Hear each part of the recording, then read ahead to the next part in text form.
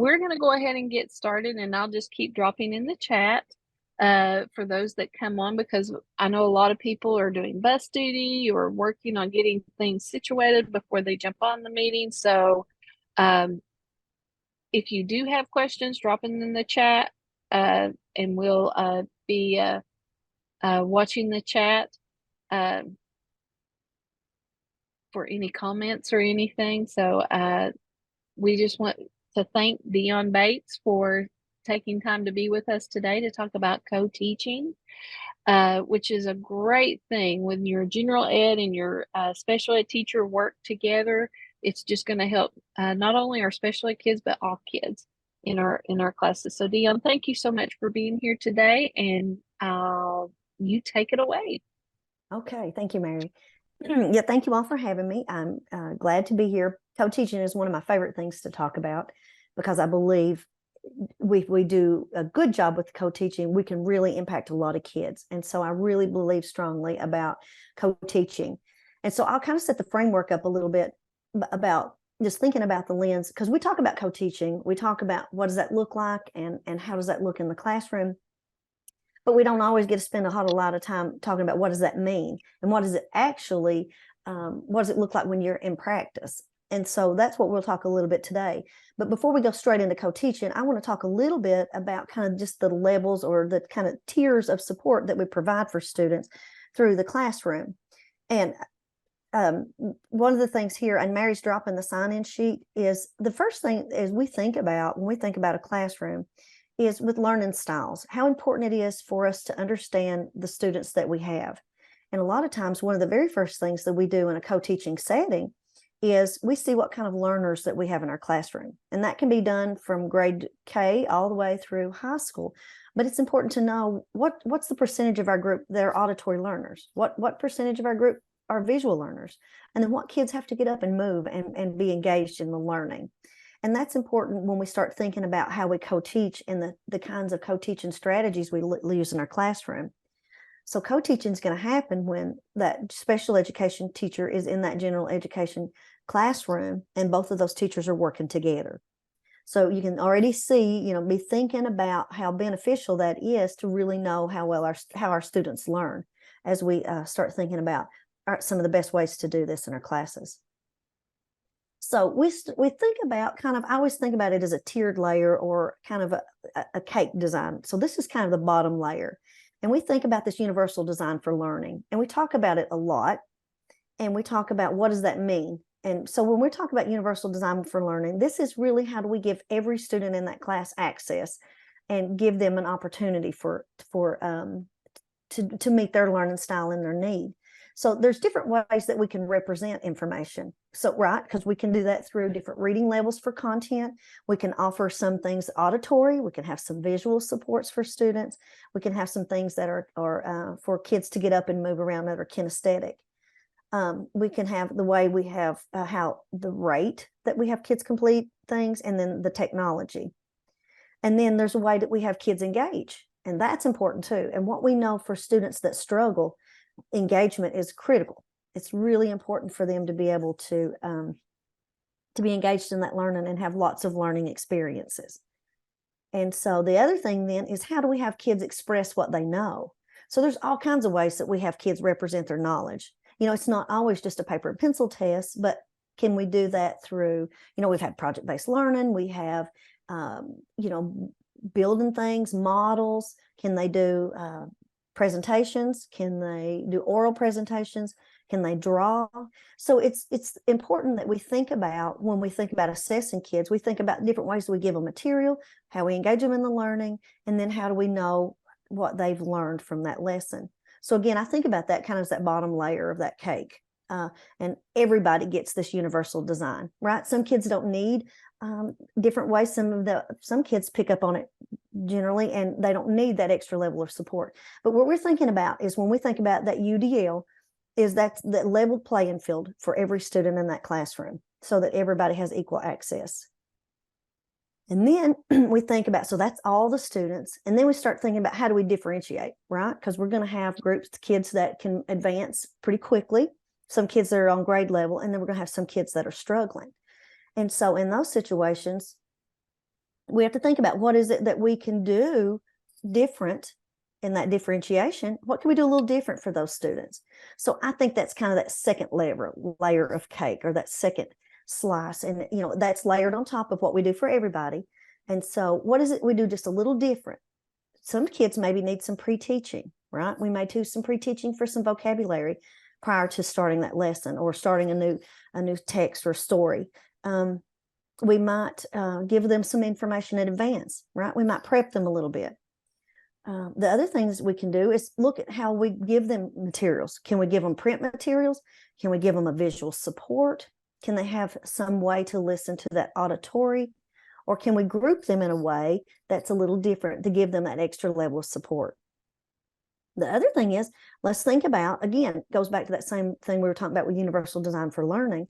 What is it that we can do? How can we assess kids in ways that we can understand what they know, or what gaps they might have?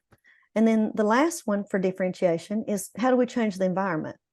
There's ways that we can move the physical environment around to provide different supports for students. For example, students that are having trouble staying on task, they may have a different seating place to sit that's removed from lots of external stimuli, right? We move them away from the door, or we move them away where a lot of things are happening in the classroom. But so there's lots of different ways that we can provide supports for students that are different. So that's kind of the layer 2. And then we start thinking about that next layer. And so we have some students that are that have a 504 plan, for example, right? And they get accommodations. So they get another tier or another level of support. And we're trying to make sure that we give them access, right? That's part of that 504 piece. So that means they don't have a disability, but they do need it. They have a disability that doesn't impair their functioning in the classroom, but they need some supports.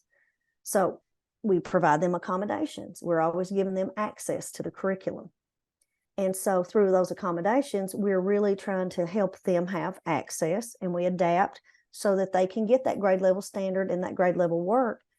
And it's important because when we give them an accommodation, we don't change what they learn, we change how they access the learning. And so it's really important to think about all those different levels, right? Because we've never even moved into that piece about those students with disabilities. But you can already see the way we impact our instruction, or the way we approach our instruction, can really have an impact on lots of different learners in that classroom. And I know I talked about 3 things really quickly in terms of UDL, differentiated instruction, and then accommodations. So I'm going to pause right there, and I'm going to let us just process for a second. So those of you that are here online, if you've got a Post-it note or a piece of paper, or something close by, it doesn't have to, just a scrap piece of paper, just make a note. I'm going to give you about a minute. Just think about what we just talked about the universal design for learning, about differentiation, and then about how we're accommodating for students. So just kind of think about what you took away from that, what you might have heard, or what you'd like to talk about just a little bit more. So we're just going to chunk that and process that for a minute. So I'm going to pause and let you think about that. Okay. So let's think about that before we go on. Universal design for learning, is that something new for us, or is that something that you already heard about? Or is that something that you might have had just a little bit of knowledge about, but you've not really had time to explore it anymore? You can drop it in the chat. You can unmute. Just talk about universal design for learning. What was surprising to you, or what piece of information did you learn from that? Okay, I'm gonna give us just a second. Nothing's in the chat yet. I kind of think of it being able to, you're really trying to present the content in a way to where there's a lot of different modalities that kids can access the content, that you're trying to design it so all students can get to the content, whether that be through regular assessments, whether that's through tactile means, whether, just trying a lot of different things, but making sure that we're trying to get to all of those. That's just my thought. Mm-hmm. And that's great, Mary. Thank you for sharing that, because that's exactly what we're talking about. We're trying to think about different ways that we deliver information to kids, different ways we have them engage with learning, and then different ways that we assess their learning. And so it's just, sometimes we traditionally get in a way that we use the same strategies over and over. And sometimes it's hard to remember that we want to branch out, but just always knowing that we have different learning styles in our classroom, it's really important that we just, take a minute to not forget that universal design for everybody. In the chat we have, I like how you said that we're not changing what they're learning, but how they're learning. That is a great point. Thank you, Holly. Yes, thank you, Holly. And that's right. Because sometimes when we think about that's what I honed in on when I'm looking at this slide of accommodations. When I'm looking at the third bullet about do not change what they learn, but rather how, as a former high school administrator, so I know our administrators have problems with this, getting teachers to understand that, because you always get that backlash of why should they need to learn what everybody else is learning. Well, they can, but you just got to do the how. Right. That's right. Go ahead. Also in the chat, someone put, I agree with Holly. We aren't changing what they're learning, but how they process it is what. That's a great comment too. Right. Thank you. That's great. That's great. That's right. Because we're not changing, again, because we're bound by what we're required to teach with the Kentucky Academic Standards. So we can't change what we're required to teach, but we can change the way we deliver the information and then the way we assess kids. And so that's an important, I always talk about that piece before I get into the co-teaching, because it kind of helps us really think about those different layers and all of the needs that we have of kids in those classrooms, and why co-teaching is such a benefit for everybody that's in that co-teaching classroom. And so we do have students that have a 504 plan, right? So those kids are also in the classroom, and it's important that we understand and think about the same things. That how do we make sure that they get access to that learning? And so what we found in special education is we've got a little bit of a disconnect between the accommodations and modifications and then specially designed instruction. It's confusing, and it's really hard to know which is which sometimes. And so that's why we want to take a minute to just kind of to go back and talk about that, because even special education teachers have some kinds of, sometimes we think if we give them accommodation, that's an adequate amount of support that they need because we're giving them access. But it's like, if just because we give them a calculator or we give them a reader, we can't stop teaching them, right? And still having and exposing kids with disabilities to grade level standards. But again, that's for all kids, right? So all kids are going to benefit. Another comment was dropped of enjoying the flexibility of having these different ways to share. And then also you cannot have two different sources for students to study. Each student has to have an opportunity to learn from the same source. I believe you can use two different sources as long as all students have access to both. If the student is not altered assessment, is that right?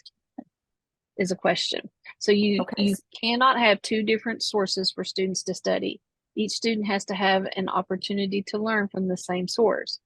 I believe you can use two different sources as long as all students have access to both if the student is not altered assessment. Is that right?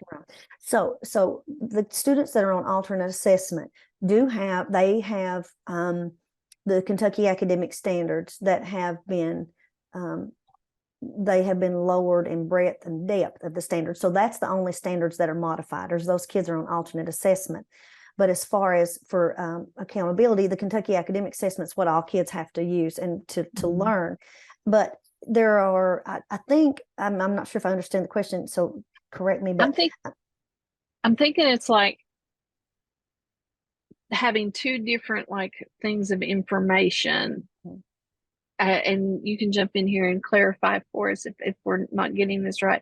But does everybody have to have the same source, or can you have another source that might be at a little different level to help that student? They can still have access to the original source, but you can maybe have it at a lower Lexile level, or it's something to that nature. Is that correct? I'm just from what I'm reading, it says. And that's a great question. That is a good It is a question. great question. So let's say I'm teaching a specific skill. So let's say I'm teaching, I'm looking at the Kentucky Go with Academic. social, go with social studies. Okay, so Think of let's say, so with primary and secondary text or something like that. But so sometimes in order to allow kids to be engaged in conversation or dialogue about an event or something that's occurred, or if you're thinking about a war, sometimes it would be okay that we use the same text that has a lower lexile level if we're teaching a specific skill, because we're never changing the skill that comes from the standard. We might be changing the how we get the information to them. The thing, though, that we always want to remember is we don't always just want to give kids text at lower lexile level all the time.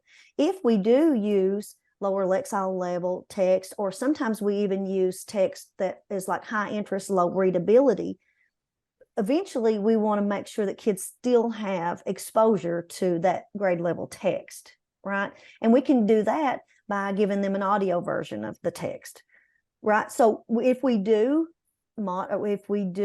differentiate and give some tiered level, we have to think about what they're doing on their independent level, but then we always got to keep thinking about how do we keep moving them back to that grade level, right? Because if we have a student in the 7th grade that's reading on a 3rd grade level, then if we only give them 3rd grade level text, they're never going to be exposed to that. And the same thing for social studies. We think about the grade level standard. Sometimes we do have to back up and we have to figure out what skills that the kids are missing. And then we teach that skill, and then we can move kids forward. So I guess we always think about the end. We design with the end in mind when we are differentiating, or we are trying to accommodate kids, is that we give them a tool or resource that we can give them access, but we always are trying to move them as close as we can to grade level standard, even for our students with disabilities. I'm not sure if that answered that. If there's still a question about that, because I'm not sure if we got that completely answered, but does that help with the question there? Does that answer your question? Yes, thank you. Okay, hopefully that was helpful. But I think that's an excellent question, because we have that question a lot of times, is how do we differentiate but still make sure that we are giving kids access to that grade level standard. So thinking about it from a social studies context, let's say a primary source, maybe a child has trouble reading that source, that primary source independently, but we could give them an audio version of that one as well, right? It's access to that curricula, the content. And so it would be okay to do that. But again, and if I'm talking about a particular concept, then I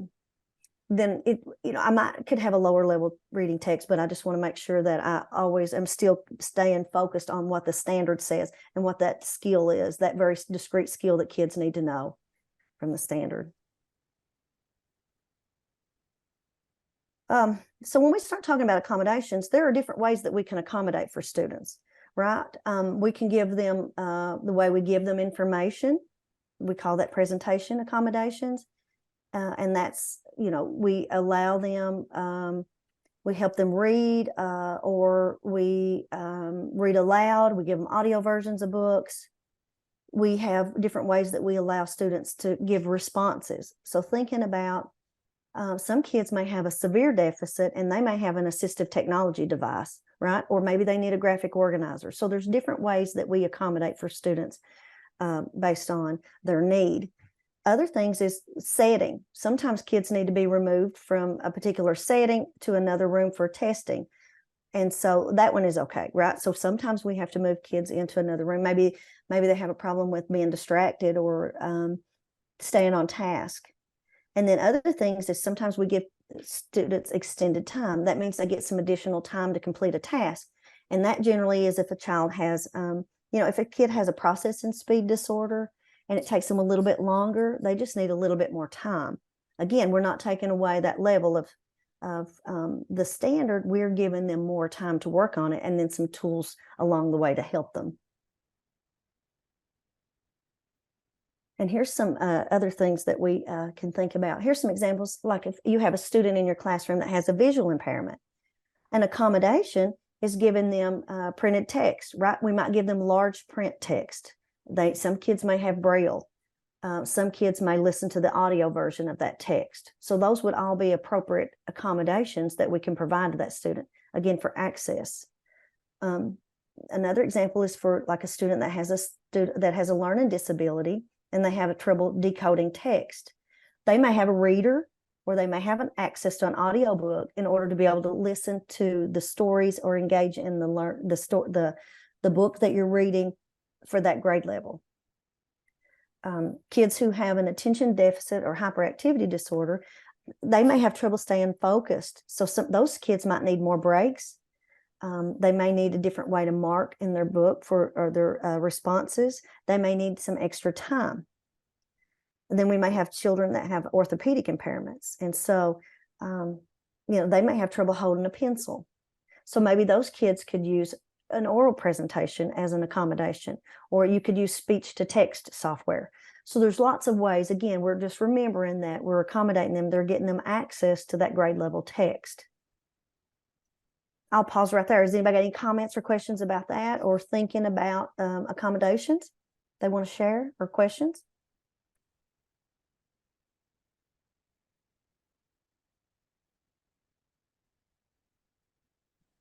Sorry about that. So let's talk just real quickly about modifications. So modifications, sometimes it's a little bit difficult to discern between two. I think those are some of those terms that are kind of hard.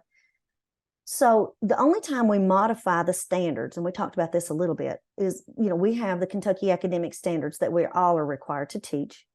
But students that have been determined to be on an alternate assessment, they have the Kentucky academic standard targets, right? So what has happened is we changed the standards for those kids, right? The breadth and the depth of the standards have been lowered, but that's because those kids have the most severe cognitive or physical disabilities. So those kids are on alternate assessment, have a different accountability and they're assessed at a little differently. And that's really what we're talking about when we're saying about the modification. That's the only time we really modify that standard, right? Again, we're always trying to teach to the standard, but that's the only time in which that actually occurs. And then we start thinking about specially designed instruction. And this is a lot of information on the screen, but what specially designed instruction then is another layer on top of that cake, right? We have the universal design for learning, we have differentiated instruction, we have accommodations and modifications, and then we have specially designed instruction. And the specially designed instruction comes just for those kids that have a disability, because they present with a disability, it has an adverse effect on them, and they're in need of specially designed instruction. That means we have to do something very special for them that other kids don't always get, right? So that is another tier on our cake. And just because accommodation might be a reader or a scribe or a calculator or some of those things, that's not the instruction. And I say all this to get us prepared for thinking about the co-teaching setting, right? Because when we think about inclusive settings or the co-teaching classrooms, we want high expectations that even students with disabilities can meet those academic challenges, right? So we want to increase the expectation for our students with disabilities. So if we always give them a lower level standard and we always give them lower grade level text, they're never going to have the opportunity to rise above, right? And show us what they really can do. So I had a student, and I'll do this quickly, but I had a student that had a problem with writing, and it was that he had a visual spatial issue, and then he had to have occupational therapy, so he couldn't write. But that child performed distinguished that year in social studies, and that was because he could tell you dates and events and sequence of things that occurred and prominent figures in the time, but he just couldn't. So his barrier was writing and being able to capture that. But when we gave him accommodation, gave him a level playing field, right? We gave somebody to help him write, then that gave him an opportunity for us to see what he really knew. and he scored distinguished that year, and it was quite remarkable. We didn't know how well he would do until he gave us the opportunity to see how good he could do. And so this is the top of the cake. And so this is what then the law says. It says that there are things that we can do with instruction for students with disabilities that's appropriate. So we can look at not changing the content, but how we give them access to the content, the method, and the way we deliver it. So that's the law. So it says if you have a student in your classroom with a disability, they get special design instruction. So we do this special in addition to what they already have for that kid because they do have a disability. And so when we do that, again, that goes back to can we change the content? So we can give them some different leveled text. We might give them alternative text, and that's what I was talking about, that high readability, that high interest, low readability. And sometimes we might use that book if we're using Romeo and Juliet, right? Because we're talking about the character changes over the course of a text. If they're reading Romeo and Juliet, even at a lower level, they can still engage in the conversation about how the character changes over the course of a text, right? So we can give them some leveled text at that time. We might think about the order. The other thing is in special education and thinking about helping those students, it's how can we focus on what's the skill that they really, really need and be able to focus in on that. So a lot of times we do a lot of activities that extend beyond that, right? Anita Archer calls it teach the stuff, not the fluff, right? So we really hone in on what's that exact skill. And then we look at, sometimes we might have to look and see, and I use this one all the time. In 4th grade, we ask kids to be able to infer. But what if they don't have the skills to be able to make inferences? We might have to go back in the standards and look at what did they miss in 3rd grade? What did they miss in 2nd grade? And what we mean by that is, so in 2nd grade, they have to be able to ask questions like who, what, when, where, and why when they're answering about a story. And so we might have to teach them the who, what, when, where, and why before they're ready to make inferences, right? So that's what we're meaning by that. We look at the backward design of the standard and see where's the skill that they're missing. We teach them that skill, and that's how we move them forward. And so, but you see that very last bullet on this slide, we do not lower the standards for all students with an IEP, right? So we don't just always give them 3rd grade level standards if they're in the 7th grade, or if they're in the high school, we don't just give them 5th grade level standards. We don't lower the standard. We change the way we provide them access to the content and the information. And then the method is the how piece of it. How do we teach them? And so, we may have using multisensory approaches. We may have to chunk information. We may have to teach some vocabulary strategies. We may have to have them use manipulatives in the math classroom. We may have to give them some checklists or some organizers to help them with the writing process or planning how to write. So that's the method. That's the how. This is how we teach the students. And so that's important too. It's important how we think about how we're going to teach them. And then the next thing is the delivery, right? So we're going to be real explicit, right? We've got to always talk about what our goal is. And for students that struggle, one of the most important things that we know is they need the most practice and feedback. They need the most practice turns and feedback. And what happens generally is those kids don't want to answer because they are struggling. And so they get the least amount of practice and feedback a lot of times. So when we know about that and think about it intentionally, it helps us to plan for that in our lessons. Being able to recall information is important. Let them use a mnemonic. You probably all remember your PEMDAS, right? When you're remembering order of operations in mathematics, or remembering the colors. So y'all probably even know a mnemonic that you used in school that you probably still remember. And then using small group. And so that's important when you start thinking about our obligation. Kids have a civil right, right? We have to think about, we're obligated to teach kids and to provide them with instruction at their grade level. So it's important that we continue to do that. We just have to find innovative and creative ways to do that. And so I'm going to stop right there and just pause for a second, because now we're getting into the co-teaching. And so I wanted to kind of just build the background about that, so you can kind of think about all the things that all the learners need in your classroom and the layers of pieces that make co-teaching effective. So does anybody have any questions or comments before before we start talking about co-teaching?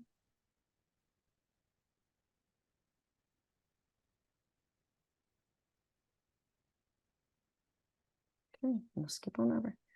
I love this quote. This is with John O'Connor.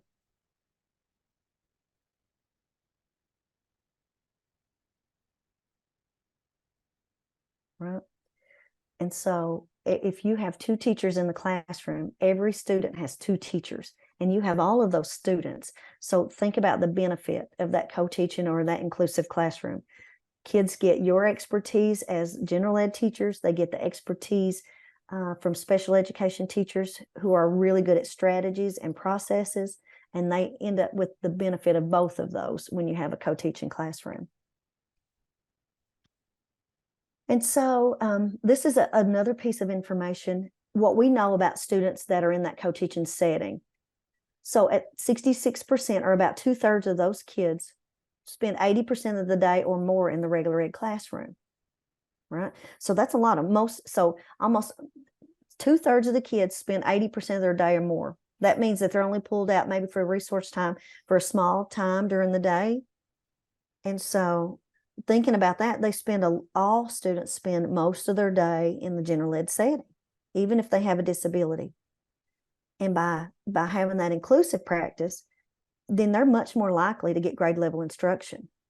They're more likely to see other kids who have exemplar models.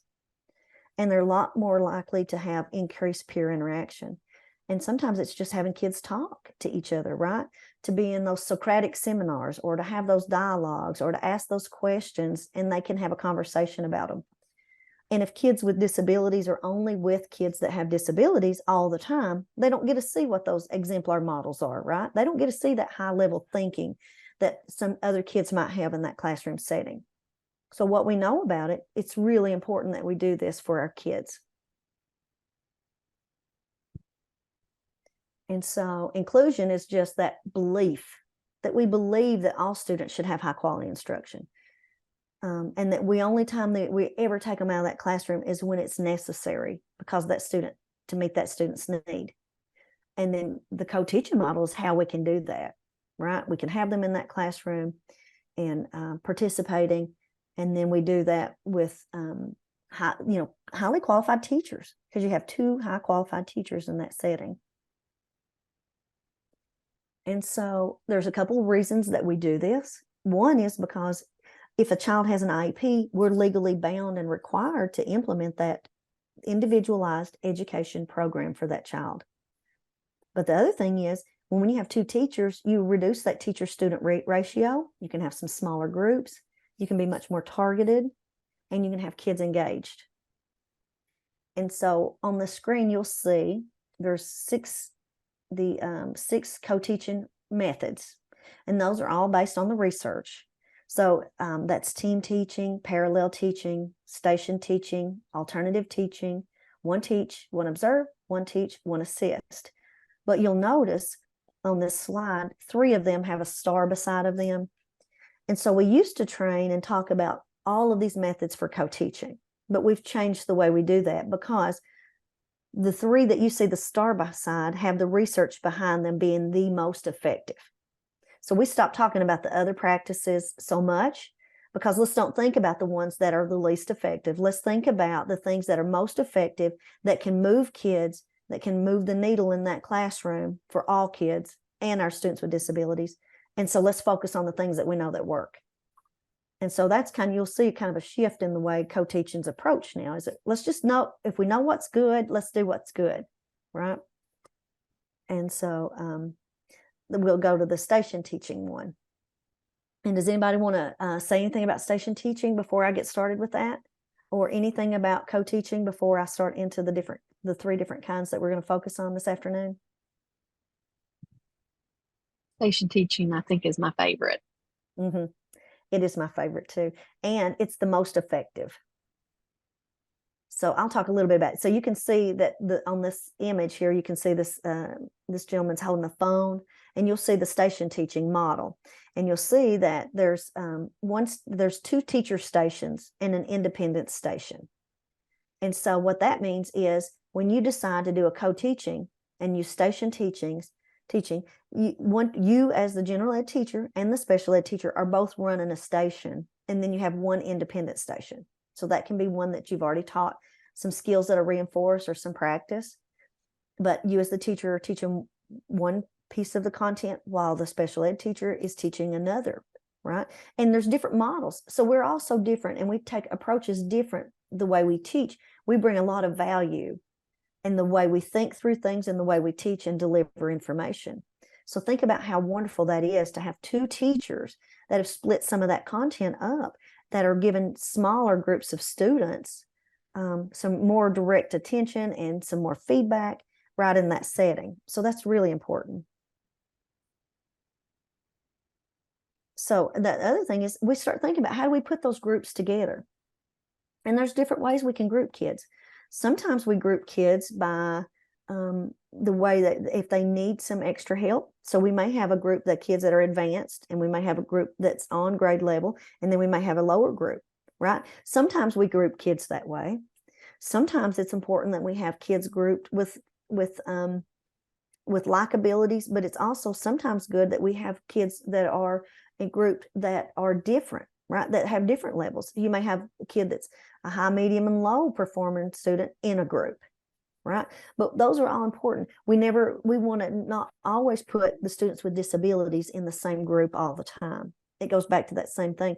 We've got to give them those rich experiences with their peers. And so I can think of a time when we had a station in a classroom, and it ended up being just the special education students. And so those students really didn't get the benefit.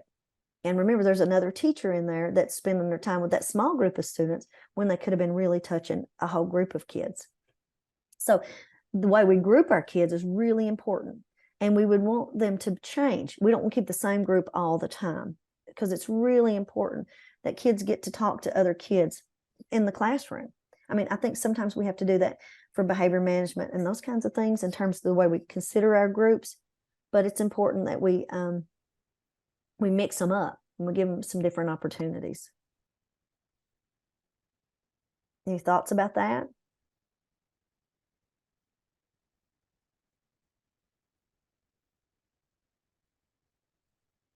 Just for time, I'm going to keep pushing through so we can get through.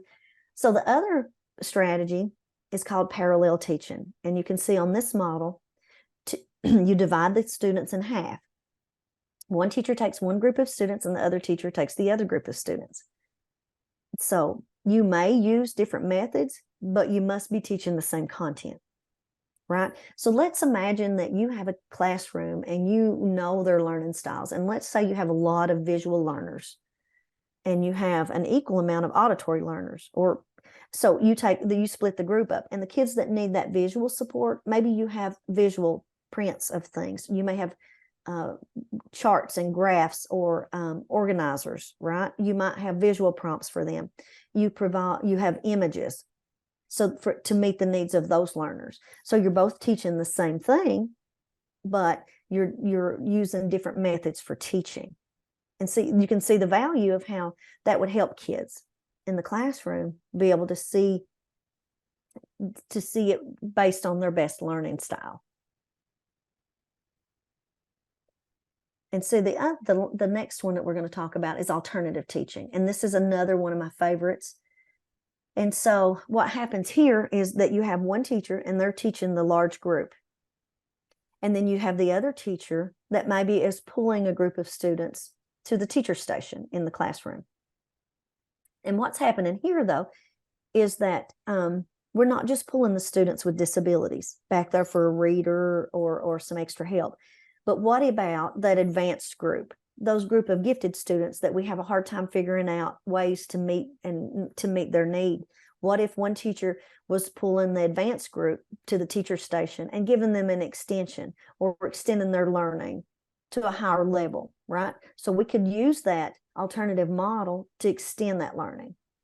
Sometimes we could use that one. Let's say we're getting ready to start a new story or a new lesson, and we know that kids are going to have trouble with vocabulary, right? Not just IEP kids, but all students might have trouble with vocabulary. What if we pull a group of students back and we do some vocabulary instruction? Maybe we teach them a Freyer model. Maybe we use some practices that will help them be introduced and understand that vocabulary. So when we start our story, they're going to understand it.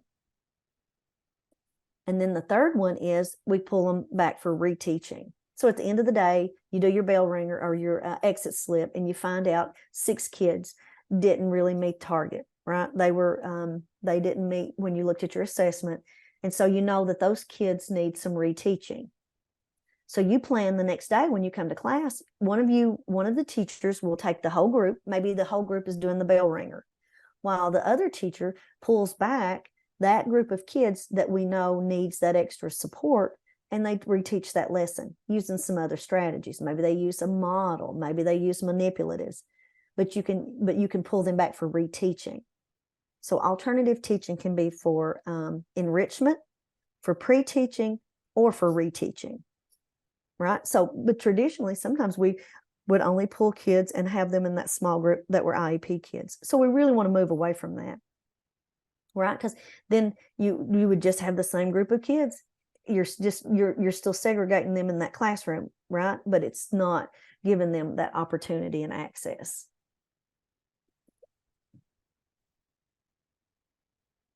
All right. So let's talk about some questions to consider. So let's think about your own classroom. So I think this is important. Think about the layout in your classroom.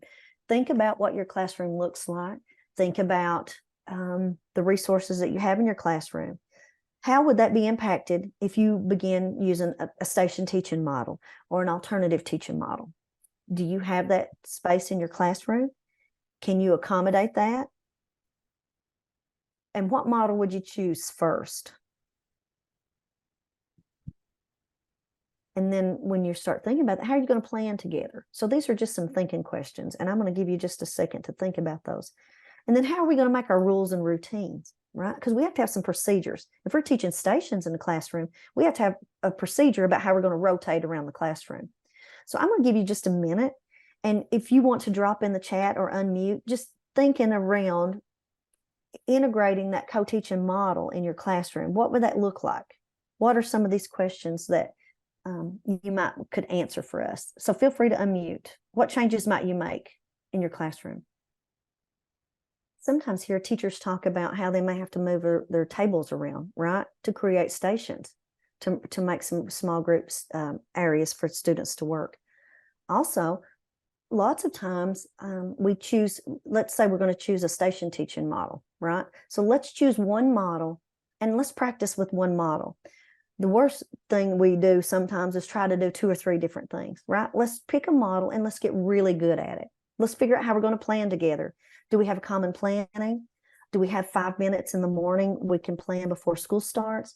Do we have a shared Google Drive that we could share lesson plans and think about how we're going to meet the needs of kids? How are we going to have, what's our routines? Are we going to have kids move stations? If we're going to do that, how are we going to have them move? Clockwise, counterclockwise? What's that process, right? So those are things we have to think about when we think about the co-teaching practice. And then we have to think about the student engagement piece, right? So we don't just stop with thinking about, okay, let's just do station teachings, but let's think about how do we get kids engaged. And so every time we do a lesson, we want to think about how can we have kids respond verbally? How can we have kids do written responses? How can we have them do an action response? And remember when we talked about that earlier when we're talking about that universal design for learning, about how important it is to have kids engaged in the lesson and responding. So let's think about it just a minute. So a verbal response, right? So how do we use verbal response in the classroom, in a lesson? How do we use that?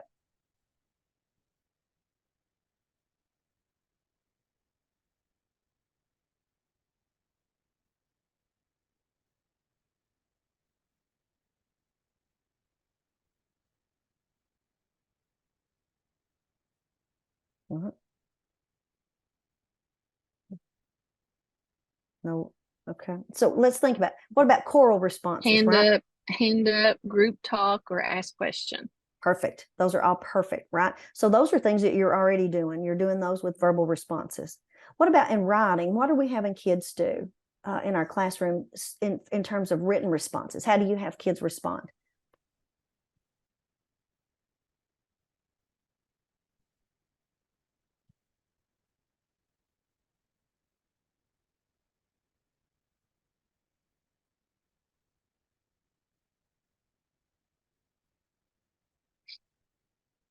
Quick writes, reflection. Right. And those are perfect. Right. Quick write is great. Reflection is great. You may have Reading kids. comprehension questions, journals. Absolutely. Right. So all of those are ways that we get. And so when we ask for students to be, all students can respond, right? We give everybody an opportunity to think and jot, for example. That's another strategy, right? We have kids think a little bit and then they make a note.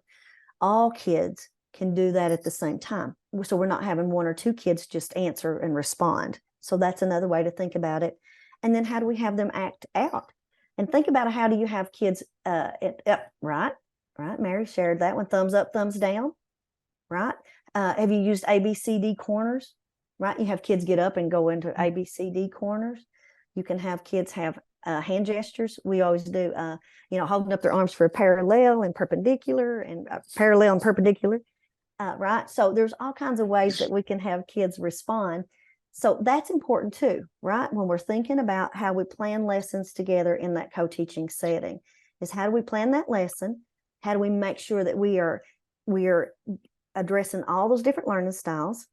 We have kids sometimes write, sometimes we have kids think about things, and sometimes we have kids move. And again, that's all pieces of that lesson design that we do together when we collaborate. And I have an example here. So this one is a 5th grade. You can see that I'm a language arts person, so I use a lot of language arts examples. But let's look at this particular standard. And we're just going to spend a minute on this, and then we'll finish up. But look at reading for informational text, grade 5, standard 3. And so if you look at the top, the standard says we're looking to have students analyze how and why individuals, events, and ideas develop and interact over the course of the text. So that's the big piece of information that we want kids to be able to do. So at 5th grade, we're going to ask them to be able to explain that, right? Explain those relationships. So let's say that we're planning a co-teaching lesson and we're going to use a station teaching model. And I just use this one because I think it's very difficult. It requires us to think a lot about what we're going to do. So let's say that we're going to plan a lesson and we're going to use the station teaching model. And so we're going to ask that what's the regular ed teacher, what could the regular ed teacher do when you're thinking about the skills and concepts in the standard?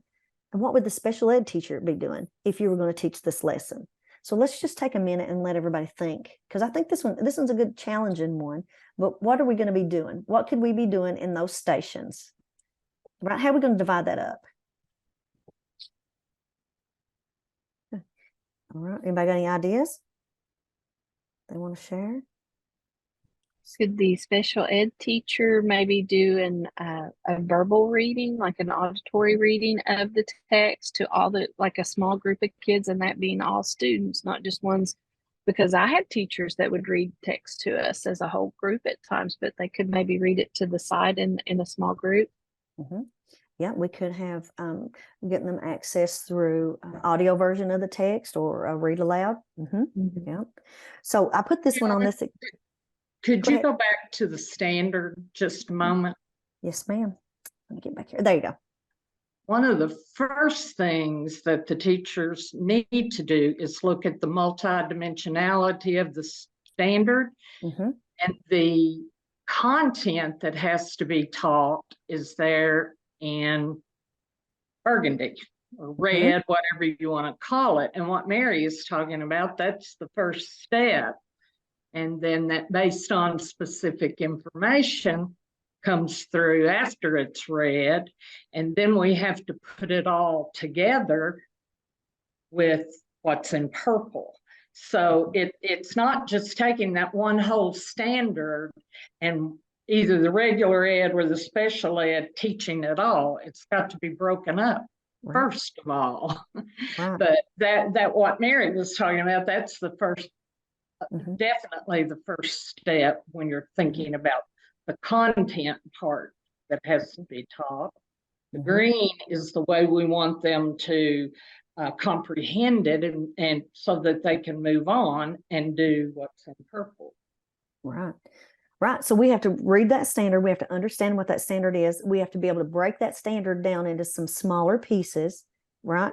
And then, you're right, Carol, we don't want to just task one teacher with doing all of that work, but how can we divide some of that learning between the two teachers so that we can give kids opportunities? So let's go, if we look at that, I transferred that. So we're talking about the relationship or interaction between individuals, events, ideas, or concepts in historical, scientific, or technical text. And so we're going to have to break that down, right? So we're going to have to break that down. So part of co-teaching and planning is, what's the regular ed teacher going to do? What's the special ed teacher going to do? And like Mary said, we're going to make sure, we could even have an independent station. They may have an audio version of that too, right? That, because we're going to use that in that station. So what would the regular ed teacher, what could they do to teach that? And I think this was a difficult one. So I always use this one because I think it's a good challenge for us to talk through. So how could we divide that up? We know that we got to look at something between individuals, events, ideas, or concepts in some kind of, in a text, right? And we're using a technical text. So we're going to use a piece of text, and we have to figure out events, right? So we may be focusing on events that happen in the story, right? We could do that. And so how can we teach that? Well, one of us might be using a timeline to think about beginning, middle, and end, depending on what grade level they are. We think about what happens, how is this character at the beginning of the story, and how is he at the end of the story? Right. We think about, if you think about it through a social studies, it could be how is a leader in how's a leader changed over time, right? Through their leadership. What's caused wars to happen? What's happened with conflict, right? So you can divide that up. So one of you might be teaching a timeline or looking at events over the course of a text. What could the other teacher be doing?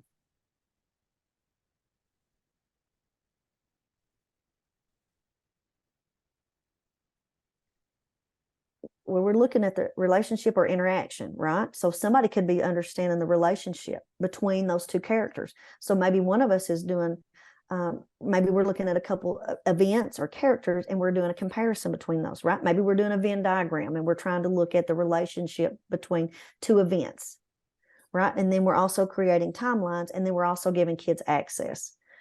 But you can see how important that, what happens is, if you're using that co-teaching model, you can break that a couple different skills down, and you drastically reduce the teacher-student ratio, right?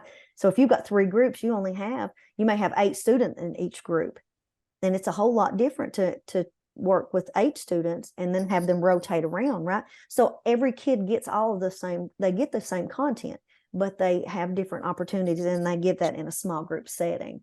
And talk about how we do that with tier 2, right? That's how we provide tier 2. That's how we can make that happen in our classrooms, is giving them that extra level of support in some smaller groups. So that was just an example of that. And it looks like we're running kind of close to the end of time. But I just wanted to give you all an opportunity to kind of think about co-teaching from a different perspective, and how important it is that we spend time, we get a minute or two to plan together, to talk about lessons, to talk about what is really going to get us the most gain for all of our students. What's going to get us the most effective instruction and improve kids.